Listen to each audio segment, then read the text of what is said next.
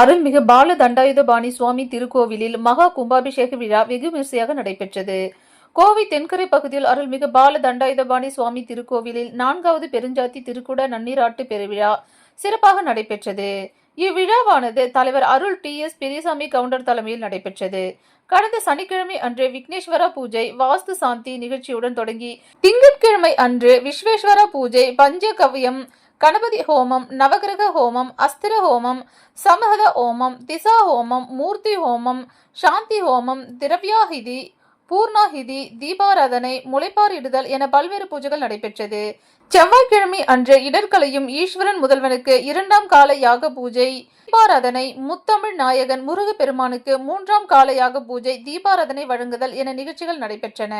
புதன்கிழமை அன்று நாதனுக்கு 4ஆம் கால பூஜை, கோபுர கலசம் வைத்தல், எந்திர ஸ்தபானம், அஷ்டபந்தன மருந்து சாற்றி இருதிருமேனியை பீடத்தில் அமர்த்துதல். வியாழக்கிழமை 6 படை வீடு கொண்ட ஆறுமுக பெருமானுக்கு 6ஆம் கால யாக பூஜை, நாடி சந்தானம், யாத்ரா தானம், திருக்குடங்கள் உலா வருதல். அதனைத் தொடர்ந்து விமான கும்பாபிஷேகம், திருக்குட நன்னீராட்டு விழாவானது 103 வயது உடைய வாகிச மடம் அவினாஷி ஆதீனம் பூஜ்ய ஸ்ரீ தவத்திரு காமாட்சி தாச சுவாமிகள் மற்றும் ஆனைமலை ஆஷா வித்யா பீடம் ததேவானந்த சுவாமிகள் கும்பாபிஷேக விழாவை சிறப்பாக நடத்தி கொடுத்தார்கள்.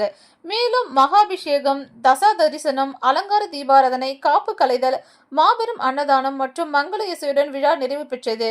இதில் அர்ச்சகர் செல்வராஜ், திருப்புகழ் பாராயணம் அன்னூர் அரங்கசாமி, வெங்கடபதி ஐயா, முன்னாள் அமைச்சர் மற்றும் முன்னாள் மேயர் சேமா வேலுச்சாமி, முன்னாள் அமைச்சர் எஸ்.பி. வேலுமணி, சாய்பாபா கோவில் விஜயகுமார், சகுந்தலா ஜெயபால், திமுக வடக்கு மாவட்ட செயலாளர் தொண்டாமுத்து ரவி, மகேஷ், பிரியா, சரவணன், தலைவர் மகாலட்சுமி, துணைத் தலைவர் ராமச்சந்திரன், தியாகராஜன், நித்யா, நடராஜன், ஜெயந்தி சுப்பிரமணியம் என ஏராளமானோர் கலந்து கொண்டனர். மேலும் செப்டம்பர் 5ஆம் தேதி முதல் 16ஆம் தேதி வரை மண்டல பூஜை நடைபெறுவது குறிப்பிடத்தக்கது. ரொம்ப பெருமை என்னன்னு கேட்டீங்கன்னா, இந்த பகுதியில முருகன் கோயிலுங்கிறது ஒரு பப்ளிக்ல இந்த மாதிரி ஒரு கோயிலை கட்டல. 1990 நான் இந்த கோயிலை கட்டுறதுக்கு ஆரம்பிச்சேன். கட்டி 91 கும்பாபிஷேகம் பண்ணேன். அன்னையிலிருந்து இன்னைக்கு ஒவ்வொரு கும்பாபிஷேகத்துக்கும் அதனோட வளர்ச்சி நடந்துட்டே இருக்கு. ஃபர்ஸ்ட் கும்பாபிஷேகம் 91 பண்ணும் போது இந்த கட்டடம் 2003 அந்த கட்டடம் கட்டினேன். வர ஜனங்களுக்கு பெரிய நன்மைகள் ஏற்படுது, நல்ல செயல்பாடு ஏற்படுது. வந்து ஜனங்கள் கூட்ட எல்லாத்துக்கிட்ட நாங்கள் அன்போடும் பண்போடும் பாசத்தோடும் பழகும். என்ன ஒரு குடும்பத்தில் நம்ம அண்ணன் தம்பி மாமா வச்சு இருக்கிறோமோ அந்த மாதிரி எல்லாத்துக்கிட்ட நாங்கள் பழகுறேன். அதனால எனக்கு மேல என்ற மேல இவர் ரொம்ப நெல்லி எல்லாருக்கும் பேருக்குமே பெரிய ஒரு நம்பிக்கை. இது ஒரு கொடுத்தா அது அவர் சரியா கரெக்டா செய்வாரா, செஞ்சா அது பலன் கிடைக்குமா நம்மளுக்கு அப்படிங்கிற ஒரு எண்ணத்துல எல்லாருமே என்ன செய்யறாங்க.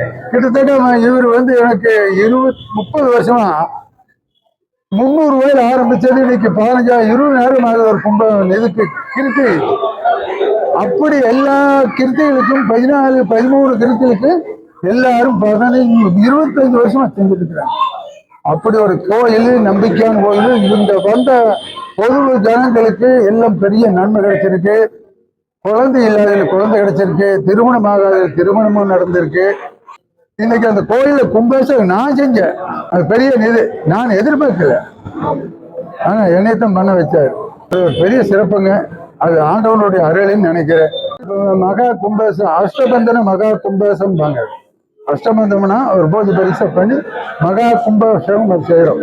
அதுல வந்து அவனாசி திருப்புக்கொழியூர்ல காமாட்சி தாசி சாமிகள்ங்கிறவரு செய்தார். அவர் இந்த கோயிலுக்கு 4வது கும்பாபிஷேகம். ஒரு 103 வயசுல ஆடி ஓடி இந்த கும்பாபிஷேக தலைமை ஏற்று ரொம்ப சிம்பிளான முறையில பூஜை வந்து 6 காலம் பூசினேன்.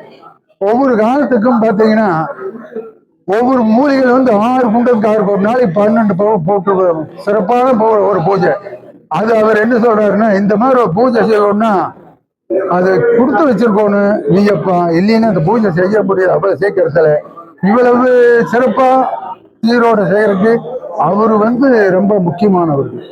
பகவானை செய்யறோம். பகவான் செய்யறப்போ இந்த பகுதி ரொம்ப சீரும் சிறப்போடு இருக்கும். அதான் நல்லது.